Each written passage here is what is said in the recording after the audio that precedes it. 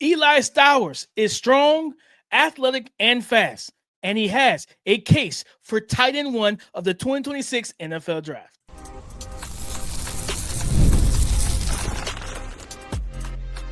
You are Locked On NFL Draft, your daily podcast covering the NFL Draft. Part of the Locked On Podcast Network, your team every day.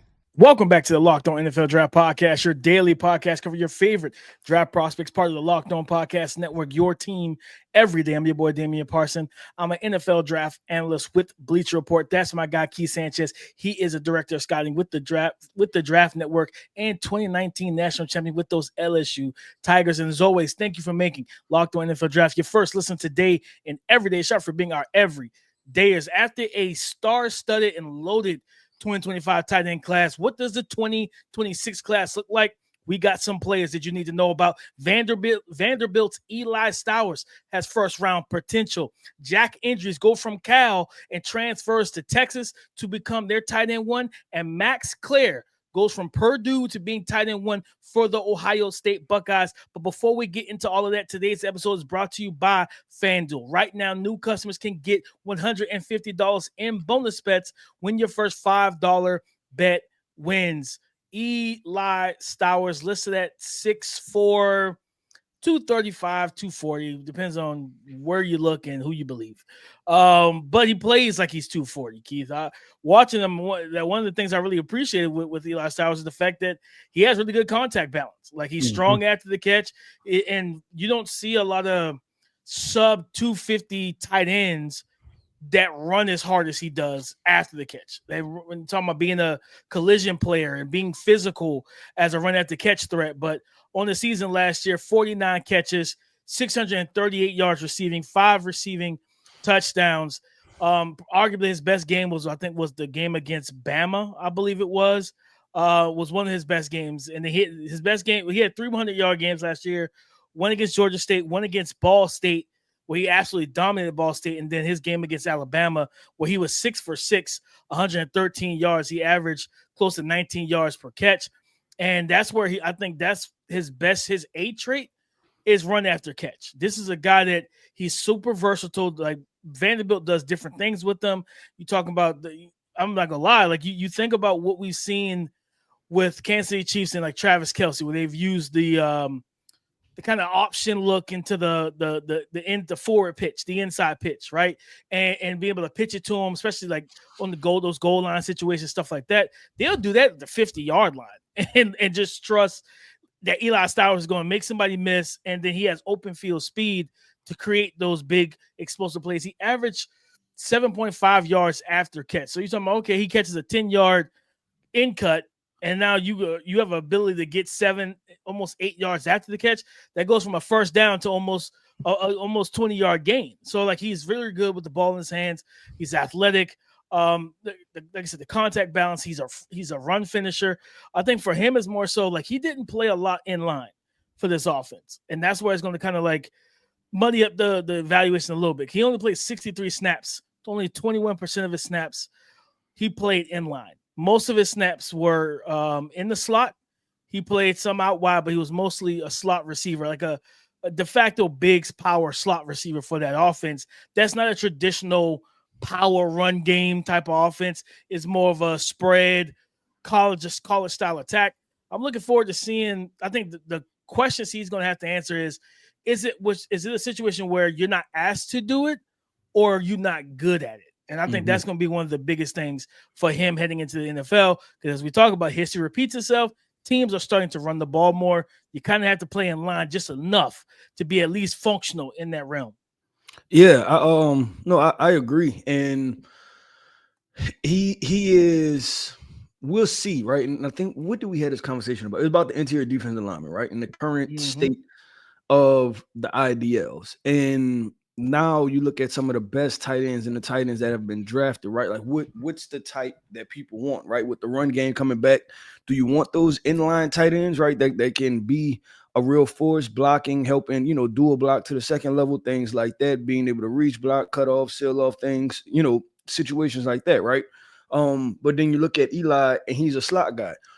He reminds me of and this is more putting them in a bucket than a comparison, but Evan Ingram, Irv Smith, those type of guys that are probably wide receiver first that serve the role as big wide receivers. But the part to hit on, and I think that's the true value in Eli Stowers, is that he will get open in the middle of the field, but it's the run after catch ability, right? And for me, that's huge with a tight end. I just think y'all, being big, powerful guys, you have to have broken tackles, run after the catch ability, because usually you're in the middle of the field, so everybody has access to you, right? It's not, you usually have to make 5, 6, 7 guys miss, not just 1 or 2, right? If you're on the perimeter. Yeah. Then secondly, a tight end testing great athletically still doesn't mean that they're high-end athletes, right? Meaning that if we get a 4.55 out of a tight end, that's pretty good numbers, right? Yeah. Like that's pretty good. But if you compare that to the corners and the wide receivers, or just let's say defensive backs and corners, you're not outrunning many guys like that. So you're going to be in position to get tackled. So you have to run with power and be able to break tackles. So Eli Stowers run after the catch ability, I think, is very important to his evaluation. And I think that's where the value is with him overall. Yeah, you brought up like the Evan Ingram, the Irv Smiths of the world. Yeah, I thought about Brock Bowers, and like even when you said that, I thought about when I was watching him, and I was like, this kind of reminds me a little bit of Brock. I said Brock was never a great run blocker. He wasn't even really good. He was average, but it's like, okay, he's more of a matchup blocker.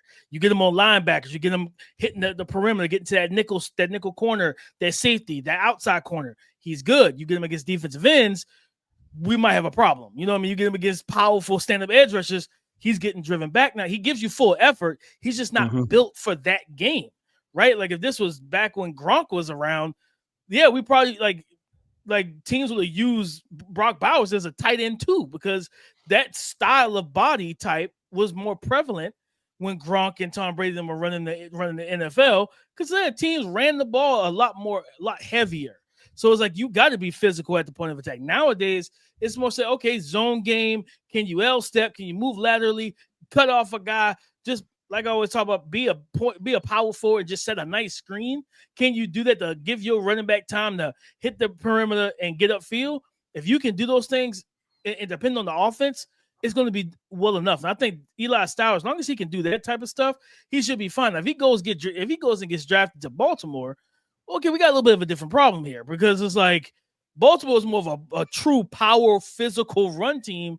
If he's not lining up in line, they already have like an Isaiah Likely who does everything along with Mark Andrews. Like, you're gonna have to replace one of the two, and you probably gonna have to replace Mark Andrews and anything, because he's on the contract year. So when I thought about it, I was like, yeah, he kind of reminded me a little bit of Brock, because even after the catch, remember, Brock was so physical, so tough after the catch, and it was crazy because he played bigger than his body type. Like, when you see Brock Bowers line up against other tight ends, you're like, man, he looks like a slot receiver at times, because he's like, some of the other guys are 6'5", 6'6", 250, 255. Brock was like 6'3", like 230, almost 225. Like, he wasn't a big dude, but he just became a running back after he caught the ball. And I saw a lot of that with Eli Stowers, to where you, like you said, being more receiver first than run blocker. I think that's where Eli Stowers in that Brock Bowers comparison meets me. I'm not, and guys, Georgia fans, don't come for me. I didn't say he was Brock Bowers.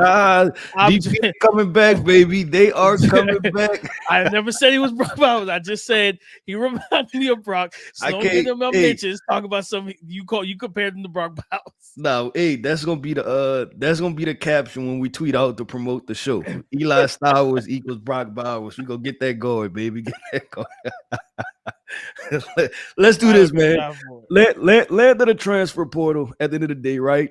Got a good player, they're going to be on the move, right? And we have former Cal tight end Jack Endries on his way to Texas. Yep, and we're going to talk about him as a prospect. Does he have first-round potential? Big body guy, big frame guy. Who does he remind us of? We're going to talk about that coming up next.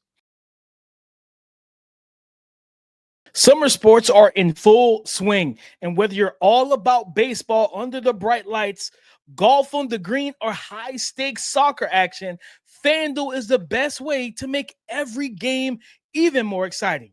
Guys, you're already following the action. So why not make it a little more thrilling and worth your while? With FanDuel, you can get in on the game while your friends are getting sunburned at the beach. And I can tell you, nobody wants a part of that. I'll be using FanDuel to track my favorite matchups, and the app keeps it fresh with new daily promotions and fun ways to bet. New to FanDuel, new customers can bet just $5 and get $150 back in bonus bets if your first $5 bet wins. Again, new customers can bet just $5 and get $150 back in bonus bets if your first $5 bet wins. So all you need to do is open the FanDuel app today or visit FanDuel.com to get started. From California now to Texas, Jack Endries leaves. And I wonder if losing your starting quarterback had something to do with that. Fernando said, I'm hitting the portal. I'm getting from behind this offensive line. I'm going to Indiana. And Jack was like, well, screw it. I'm leaving too. And I'm going to Texas. I'm out. You know what I mean? Like, and Jack Endries, 6'4", listed at 6'4", 240 pounds, coming off of a good season. I think he was their best receiving option, most consistent receiving option for the Cal Bears last year. 56 receptions, 623 yards, 2 receiving touchdowns on the season. If I remember correctly, I think 2 receiving touchdowns, average a little over 11 yards per catch. And this is a talented dude, Keith. He's more of that kind of what we were just kind of talking about, that guy that plays in line, functional run blocker. But I think vertical wise, he's a seam threat. I really appreciate his situational football IQ. So you're talking about those third and shorts, and if you're running mesh concept, he's the mesh with the option to either keep it to string it along or to sit it down and hit and hook in the middle of the field. He moves the chains, so he's a good quick game underneath passing threat. Strong, reliable hands, man. I think he's a solid route runner as well. I think this is a steady Eddie dude. And again, when you add in the fact that he can run block, he can play in line, but he also does line up in the slot as well. He lines up wherever the offense needs him to. And I'll say this: if he was on the same team with Gunnar Helm last year, he would have been the higher rated prospect than Gunnar Helm, because Gunnar Helm wasn't a good blocker. Gunnar Helm was a good athlete and a good route runner, like, ball skills, stuff like that. But he was not good in the run game whatsoever. Like he didn't have the build and the bulk to be able to handle those inline situations where you look at a Jack Endries, he's built for that. Even though he says 240, you probably look at him and be like, he might be 245. Like he might be a little bit heavier than 240. So I think he's a steady Eddie prospect.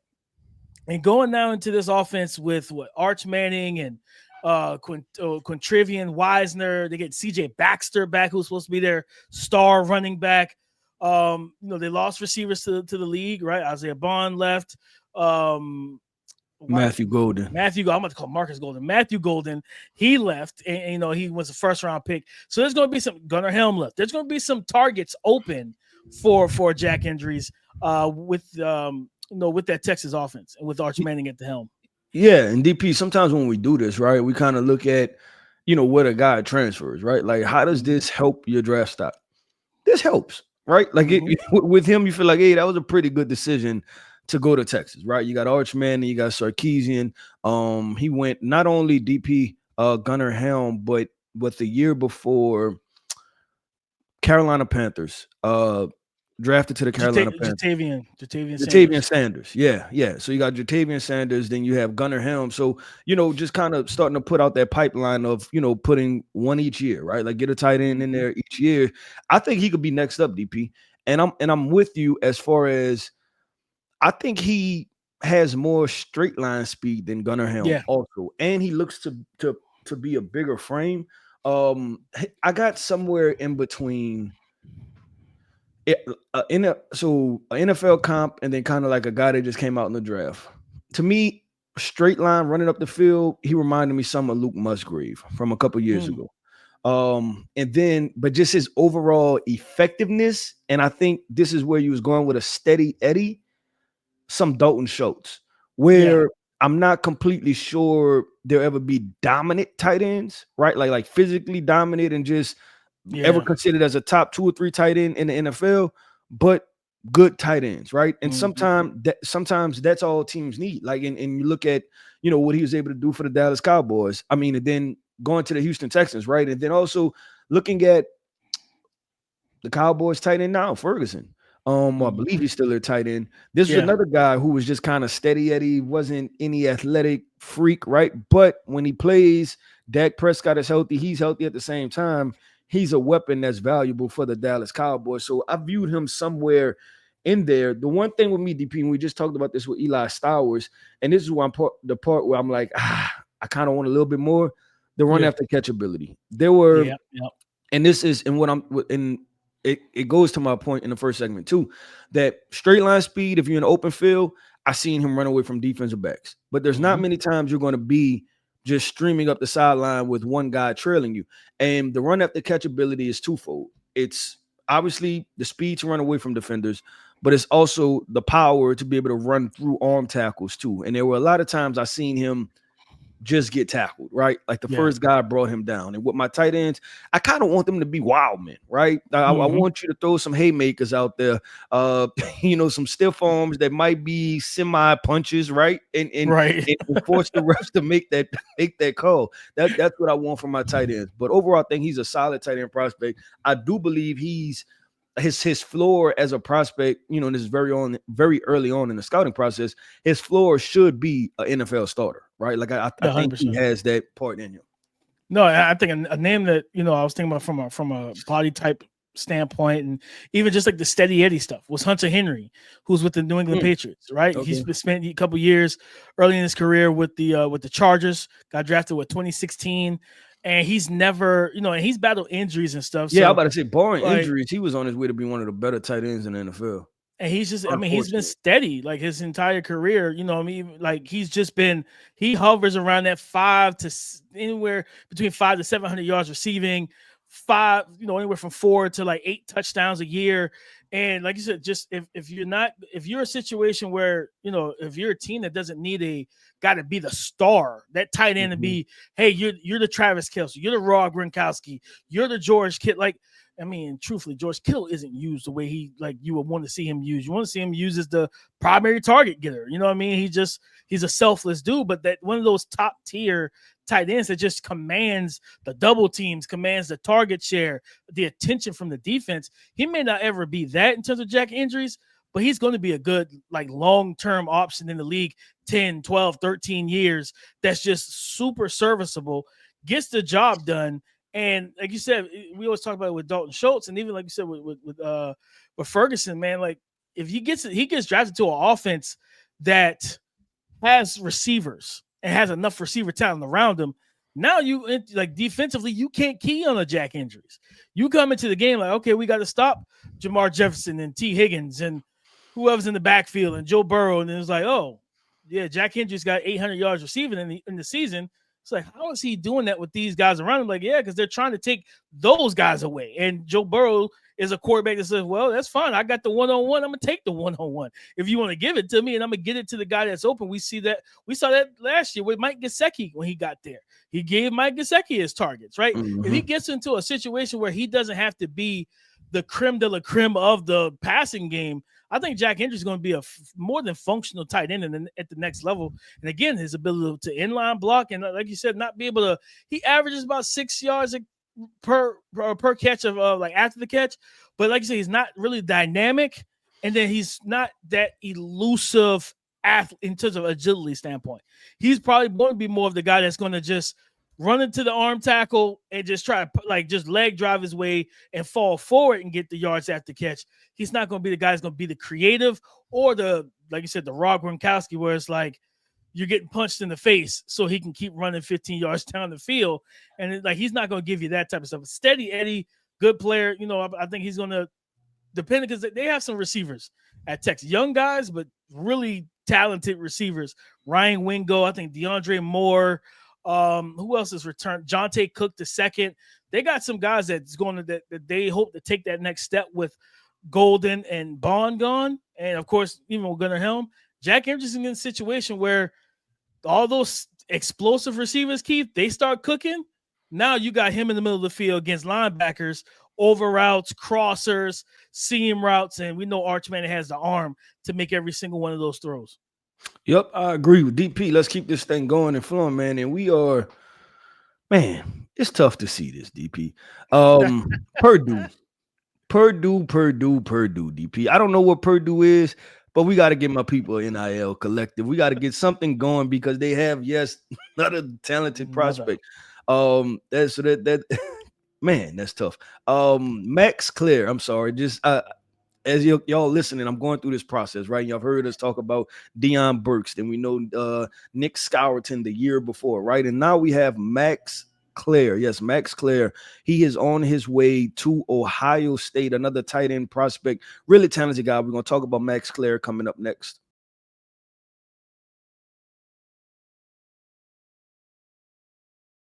Thank you for making Locked On NFL Draft your first listen today and everyday shot for being our everydayers. Max Klare, tight end Max Klare, 6'4", 240 pounds, just another name. It's a maybe fourth or fifth name from Purdue that has, and not just like, because you saw Marcus Mbao, who just got drafted, in the 2025 NFL draft. This team had NFL talent at multiple positions. Yeah, and somehow they still only won one game. And I think it's new head. They got anybody. Yeah, they got a new head coach. I think Barry Odom's in there now, but that is it the fault of the old head coach, right? Like, this is tough. It's got to be. It's got to be. You can't keep anyone. So they've lost Dylan Thunderman, we talked about last week, Nick Scourton, Deion Burks, and now Max Klare goes to Ohio State. He's coming off a season, 51 catches, 685 yards, 4 receiving touchdowns. Keith, I think as we were talking about the Jack Endries thing, and from an NFL standpoint, going to the Cincy, having all those weapons, Max Klare is going to be surrounded by Jeremiah Smith, Carnell Tate, Brandon Ennis, and it's like, good luck. You know what I mean? Good luck stopping me. Good luck trying to defend me, because a lot of times you watch that Purdue offense last year, he was the guy that was getting double team. I watched the Penn State game, and they had a safety, a low hole, I think it was Jalen Reed, triggered down in the middle of the field and double team Klare on the crossing routes. And I'm like, they're trying to keep this man from even having an impact in this game, because he was their most impactful offensive weapon. They got, matter of fact, they got one other guy there too, a running back, Devin. I think it's Devin Maccabee, big, physical, strong. He looks like he reminds me so much of James Conner, but like he didn't transfer. You know what I mean? So that would have been the kiss of death if you lose your starting running back, like, and the tight end. Those are their two top offensive options, man. I think this young man might be in for a big year, Keith, long as he gets the target share. They got a new quarterback in. One of those young guys, one of the 5 stars they have, whether it's Julian Sand or Aaron Nolan, we'll see once week 1 comes around and we know who's the starting quarterback. So I think I'm going to be honest, I think he should be in for a big year, because, like, I expect Jeremiah Smith to be treated the same way Marvin Harrison Jr. was treated. Double teams. Like, we're not letting you get one-on-one. Okay, yeah, Marvin, you got Emeka Egbuka and JSN out here. We're still double teaming you. Notre Dame, that first year as a starter, that first game, they double teamed them with Emeka and JSN on the field. Jeremiah Smith is about to get doubled a lot this year, maybe triple team. We'll see. He's getting bracketed, Keith. And then it's going to be on Carnell Tate to win the one-on-ones, which we know he's a smooth operator himself. Brandon Ennis, who didn't play a whole lot. Time for you to step into the spotlight. I think Max Klare is due to be that guy. Like, okay, if you want to shift your defensive coverage to number 4, cool, which makes a lot of sense. That's Jeremiah Smith. I'm going to dominate. And it was a rep against Ohio State. Again, I don't know was it Ransom? He might have been Ransom. In one-on-one, Max Klare hit Ransom with a double move, and it looked like an and-one crossover. Like, and I was like, Jesus Christ. Of course, he couldn't get the ball because the quarterback got blasted as he was trying to throw it, and it hit the ground. I was like, that would have been a perfect touchdown. You know what I mean? But ball skills are there. He's a good athlete. Nimble too, Keith, like in terms of being able to movement skills to create after the catch, change directions well. I like how he runs routes. And now it's just all about getting the target share, because if he gets the target share, this guy could end up being the first round pick next year. Yeah, usually I make the bold statements, DP. That was a bold statement, but I have to say I'm in the same bucket. Of the 3 tight ends we talked about, he may be the best. And we talked most about complete. Yeah, the most complete. Yep, the most well-rounded. And I was just about to get to that. We talked about Eli Stowers' ability to play in a slot. We talked about Jack Endries' ability to play inline. This guy can do both. And then his frame. This is a big, strong, well put together, right guy. Mm-hmm. Like you think about the Cole Kmets, the Kyle Rudolphs. Like I think he's in that bucket. I don't want to, because that was obviously, and that was both our tight end ones last year, Coast and Loveland. I don't want to just put him in that bucket yet, but I think that he can elevate himself to being tight end one in his class and one of the better tight end prospects, that we see year over year. He has that type of ability, because I seen it all, DP. Like you see the straight line speed, and then, like I said, the issue or the concern that we had with Jack Endries, I see this guy finish strong, right? I don't see it with Jack. Like the same thing I seen with Jack Endries, I don't see with Max Klare. I see Max Klare finish strong. He has kind of like that fighter attitude, fighting for the last yard type of situation. Yep.